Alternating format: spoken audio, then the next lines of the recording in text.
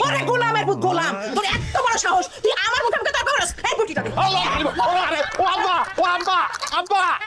রেশমা, তুমি আবার আইছো? তোমার লেগে ফুল নিয়েছি। ফুলটা গ্রহণ করো, গ্রহণ করে আমার সঙ্গে চলো। ফুল গুলাম ভালোবাসার প্রতীক, নাও।